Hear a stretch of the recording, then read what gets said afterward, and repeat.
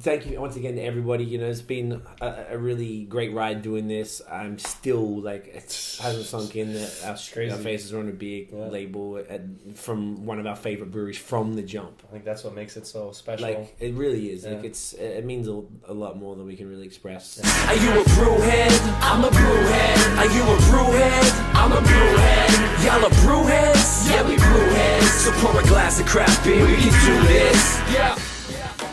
What's good, y'all? This is Seed Certified Brewhead. I'm Scott Beer, cold beer enthusiast. Welcome to another edition, the greatest possible edition of Beer Mail here on BAOS. The biggest, most important, most influential episode we've ever done. That's it. Not really. It's very Gary V.S. Yes, but our face is on a can. Our faces. Can you explain, Seed Certified Brewhead, why our face is on a can? I certainly can. So by now, you would have seen the abundant social media posts, an event for this beer. You would have seen the vlog that we did when we brewed the beer. 1, 2, 3. And very shortly, you'll see the podcast that we did, episode 73.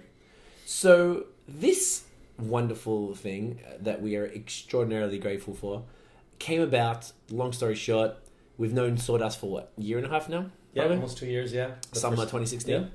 Interviewed Sam, just been cool with him. You know, he hooked us up with Juicin' when they came through. We just saw him at events, just kept in touch, always supporting Sawdust. We always seem to run into him no matter what events Sam's always there. He's around, he gets around. He's out here, he's drinking, he's a great time. We met Emily and Caleb at the CBAs. Yep. And we made friends. I didn't meet Caleb. I met Emily there. You met Caleb at that the little night before the party. Yes. Right. So we met them. Then we hung out with them at Witchstock last year. Yes. Maybe we saw them around a few other places. I can't remember. So you know, we're already being cool with Sawdust, and then randomly in December maybe. Yes. Yeah. Sam reached out and was like, "Hey," and they were at another event. They were at their current launch. Their launch for the Eastbound beer, which was the Honey I'm Home for the Holidays Christmas sale or whatever. Yep. And they must have been talking. They were just talking, They do a lot of collabs. They're collab friendly, which I love. Right. Yeah, and then we were like, we want to do one with BAOS. They emailed us, Sam. They must have been drunk too. Yeah. And they just they didn't fuck around. And then you responded within I think 4 minutes of when they sent you the email. You're like, oh my god, yes, of course we'll do it. No problem, let's do it. I didn't think I checked with you guys first because I knew the answer what that would be. We should ask them. I'm wondering if they decided to do this style of beer and thought of us, yes, or if they thought of us and then said, hey, that. we should do this type of beer. It's a great question. We should definitely find out. Yeah. But yeah, they actually pitched us the idea. They wanted to do a nice 8% big, chalky, juicy, hazy IPA with all Australian hops because that is, I guess, a differentiating factor with us being Canadian podcasts. I originate from Australia. That's a cool look. I like it. Which is really cool. And plus Aussie hops are fire as hell. So, you know, they're hard to get, which is amazing. They got that much of it. Yeah. And they ended up using Galaxy, Vic Secret, and Ella hops. Right. And the most hops they've ever used in a brew. In a brew. Ever. It was cases and cases of... It was insane. Yeah, and I think there was more. They had 9 boxes when we were doing it, and there was other ones. Those weren't even the dry... Those were the kettle hops. And then they double dry hopped it with a ton more. So it's exactly what you would expect if we were to do a beer. You know, and Notion was there, Tiff was there. It was a real squad thing. It was a nice weekend. It's all fantastic. Together. That was such a good day. We put us up in the Lone Pine Inn. That was really awesome. Yeah. I think we'll talk about it. Let's crack the beer and let's talk about it because we're going to do it. So, look, we're going to share one, right? Yeah, we're okay. So we actually had the launch party last night. We're a little hungover, and I left to Australia in the morning. But you know what? We have to do this video now because as fresh as it gets. This is fresh. This beer was canned on February 2nd, which was Friday last week, and on the bottom of the can it says "Knifey Spoony Life," which is lolas. Oh, look at that. It's just And there's a fantastic dedication to the man, the legend, Brucey B. Yes. Brucey T. Your father, who I think would be very proud of you and of us for making a beer with our face on it. How ridiculous. Isn't this the craziest thing? Yeah, so I really like that dedication. I know you threw it out there to Sam and said, hey man, would this be cool if we did this? Okay, absolutely, 100%. You and Dad were friends, and Dad really was digging the beer stuff. You know, with the BrewHeads pack with his glass, I sent him the glass and the hat and some BrewHeads gear and stuff, and he was rocking it. And he was getting into beer and stuff. And when he was here, we were showing him in 2012, and I was like, you know what? I think he'd really he would get a kick out of this. So Totally. the team, Sam and the team were cool enough to do that. So this is just really we didn't even know they were going to package it when they. Yeah, so it was kind of like, okay, yeah. When we asked, can we get our logo on it or something? Yeah, and they're like, no, we're doing 32 hex of this stuff. We're doing a lot of cans. Yeah, I think it worked out to be 3,500 cans. Yeah, 3,500 cans, and the rest was kegged, so it's going to be around a bunch of places. It's bars. at the new bar hop still. Yeah, I think they got a few more. And he mentioned a couple. Indie Ale House has a keg, which is sick. Nice. Oh, you should go there and check it out. Yeah, just do some Instagram story around the corner, right? But anyway, dude. Cheers, man. Cheers, brother. Congrats. You did a great way. As well. Amazing. Cheers, guys. Get it in you. Get it in you. Man, this is intense as fuck. It's so that good. tastes like last night. Yeah, it tastes like last night. It's a lot right now, but so the nose is great. The nose is like tropical fruit all totally day. Stone fruit, little mango, pineapple, and then so the body basically right now. This is today's February the 7th. Green right now. It's so green. Like this actually. I told Caleb last night as well. It tastes like the hop sludge still. Yeah, it's really bitter.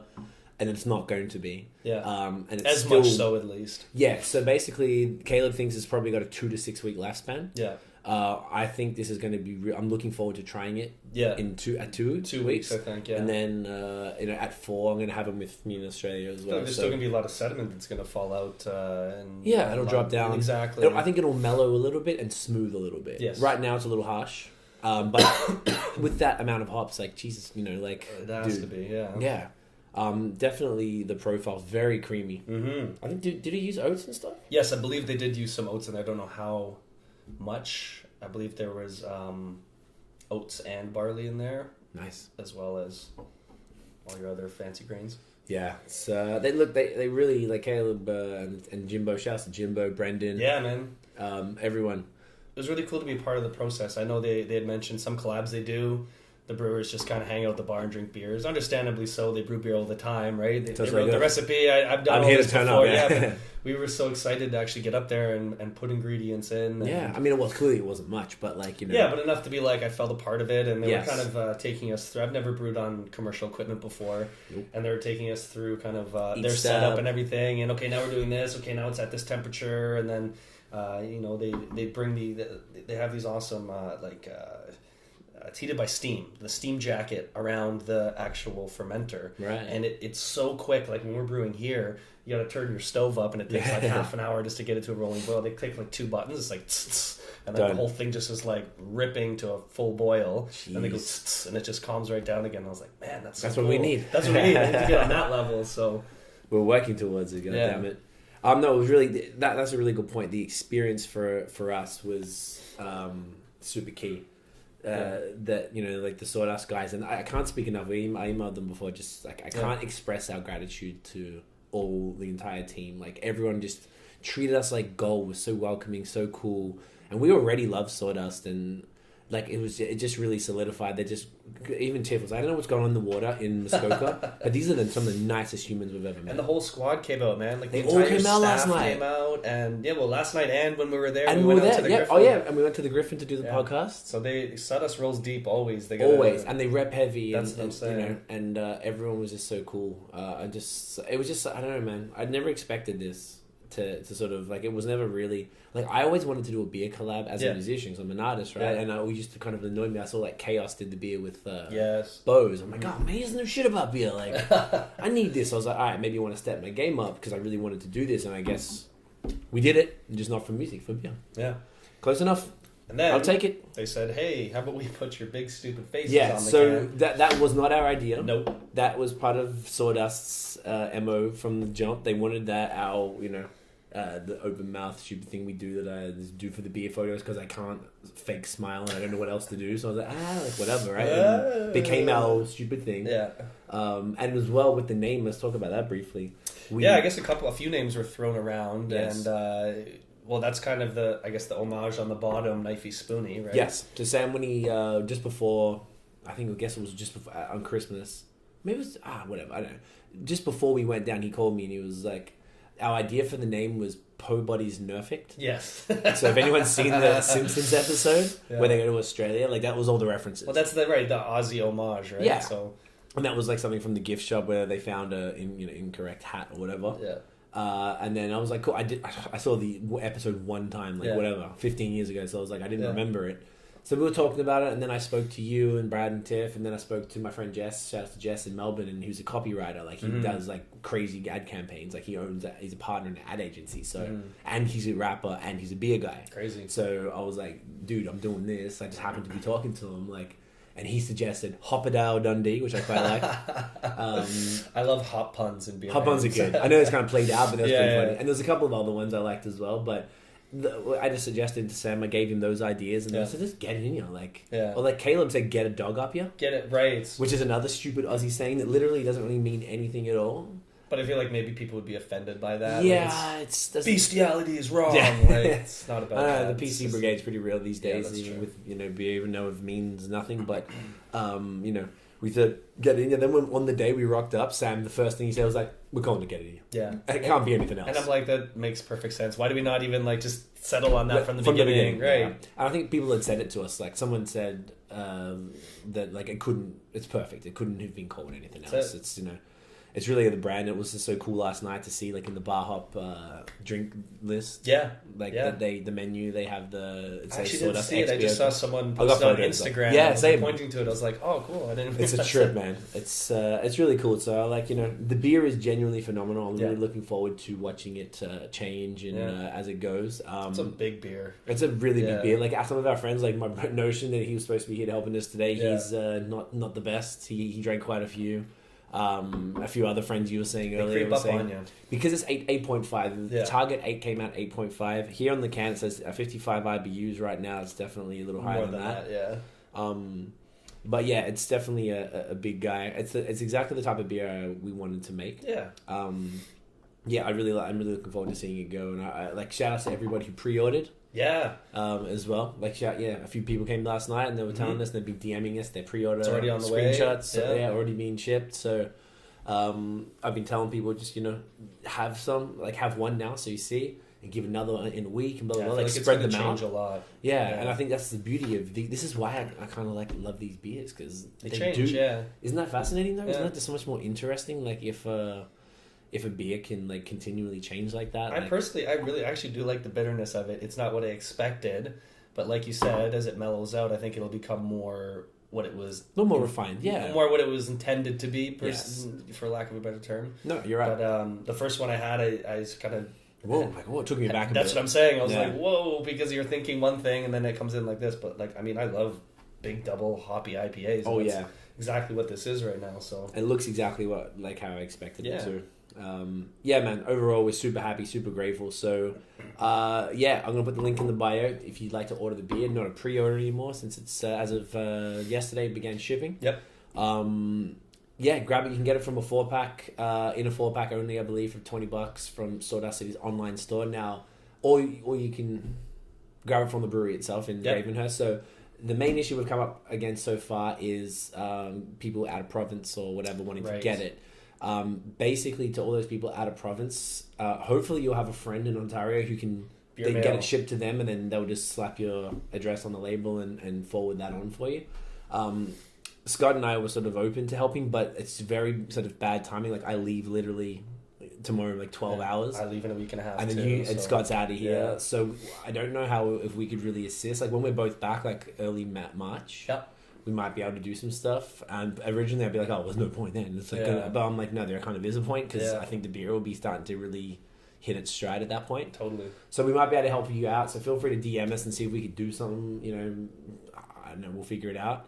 Try it. The same thing. Like it's kind of one of those things. Is there's beers from Vancouver I have to get friends out there to send me, and beers in the States I get other friends to hold, and I have to go across the border myself. So sometimes you have to go out of your way to get good beer, and some of my Aussie friends are lucky because I'm going to bring a bunch down there.